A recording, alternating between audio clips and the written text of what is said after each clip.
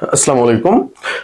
বিশেষ করে যারা সেকেন্ড টাইমার, মানে এখন যারা পরীক্ষা দিচ্ছ আর কি, যারা এবারে সেকেন্ড টাইমার, তোমাদের সবসময় একটা বিষয়, এখন প্রচুর মন খারাপ, মানে চান্স পাও নাই কোথাও, এই ব্যাপারগুলো। আসলে আমি এই মন খারাপের বিষয়টাকে পছন্দ করি না।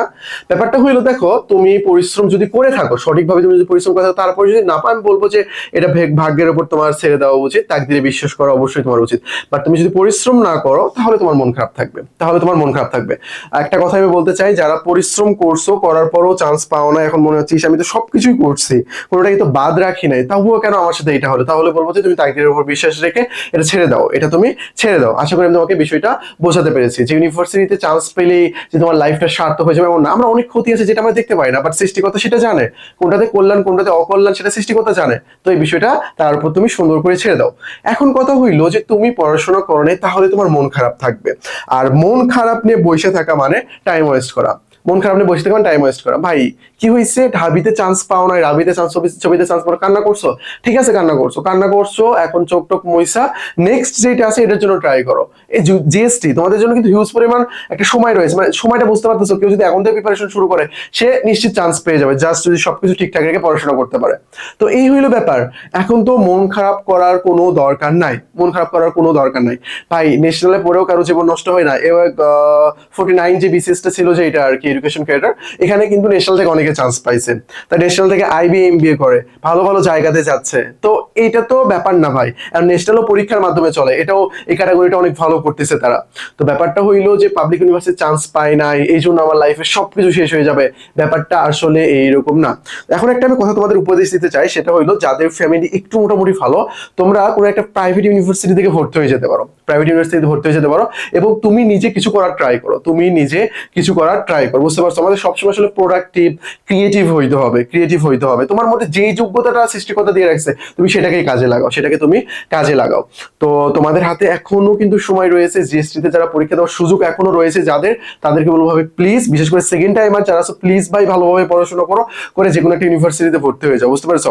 আর যারা ফার্স্ট টাইমার রয়েছে তাদেরকে বলবো জিএসটিতে ভর্তি হওয়ার পর তুমি আবারও সেকেন্ড টাইম দিয়ে নিজেকে প্রুভ করার ট্রাই করো। যারা তোমাকে দেখে এখন নেগলেক্ট করতেছে, অ্যাভয়েড করে চলতেছে, এটা সত্য কথা ভাই। আমি আমার কথাই বলি, আগে আমি আমার ফ্রেন্ডদের সাথে যেভাবে মিশতে পারতাম, এখন আমি ওইভাবে মিশতে পারি না। এখন বলতে পারছি ভাই আপনি অনেক অহংকারী হয়ে গেছেন, ব্যাপারটা এরকম না, এরকম না। তাদের সাথে যে সময় মেনটেন করে চলা, সেটা হয়ে ওঠে না। তারপরে ওই যে ফ্রেন্ড গুলো আছে না, তারা নিজেরা হীনমন্যতায় ভোগে। আরে ও তো চান্স পাইছে, ও এখন এখানে এখানে আছে, এটা সেটা, তার সাথে যে কেমনে কি, আরে ধর থাক, বাদ দে, মানে এটা চলে আসে ভাই, অটোমেটিক এটা চলে আসে। বুঝতে পারছো? আমি তোমাকে বলি, ধরো তোমার একটা ফ্রেন্ড, ও বিসিএস ক্যাডার হয়েছে, মনে করো হয়ে গেছে, তোমাকে অনেক বড় স্বপ্ন দেখাচ্ছে, তুমি হও নাই, তোমার কি মনে হয় জানো, ইস তার সাথে কেমনে কথা বলি, ভালো লাগবে না, এই কনসেপ্টটা ভাই, এটা এখন তোমার সাথে হচ্ছে, যে আরে তার সাথে সে তখন চান্স পাইছে, এরকম এটা অটোমেটিক চলে আসে। বুঝতে পারছো ব্যাপারটা? তো ভাই, মন খারাপ করে থাকার কোনো দরকার নেই ভাই, আমি অলওয়েজ হ্যাপি থাকার ট্রাই করি। ভাই কি হয়েছে, যেটাই হোক না কেন, ওকে ঠিক আছে, লাইফে হওয়ার ছিল, হয়েছে, তো সমস্যা কি, আমি নেক্সট এর জন্য ট্রাই করবো, নেক্সট এর জন্য ট্রাই করবো। আমাদের সবসময় টার্গেট রাখা উচিত নেক্সট এর দিকে। আশা করি বিষয়টা বুঝতে পেরেছো।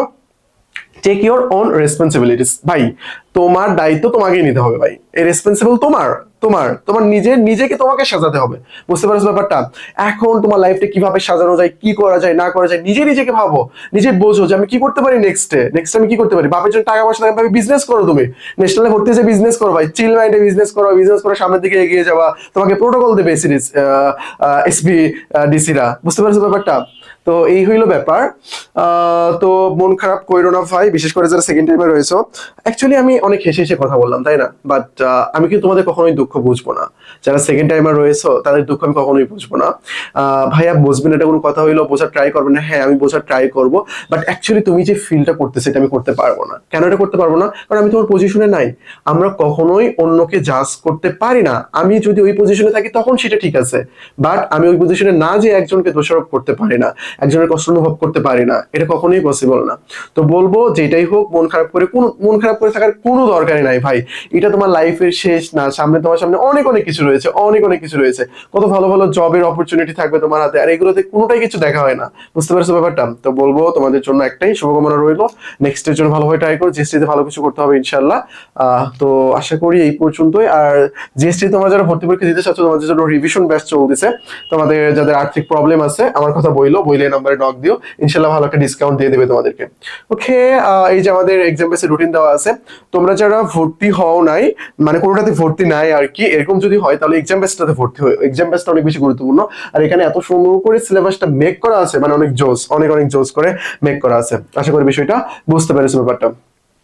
ওকে, এই যে আমাদের নাম্বার, এই নাম্বার ডিরেক্ট পে করে তুমি ভর্তি হয়ে যেতে পারবা। জিএসটির জন্য আমাদের দুইটা বই রয়েছে, GK ultimate suggestion, GK ultimate MCQ practice. বইটা নিতে পারো, অনেক সুন্দর করে সবকিছু সাজানো আছে। আর এই যে আমাদের টেলিগ্রাম নাম্বার, অ্যাডমিশন সংক্রান্ত যে কোনো সমস্যা আমাদেরকে নক দিও, আমরা সেটা সলভ করে দিব। তো আজকে এই পর্যন্তই, আসসালামু আলাইকুম।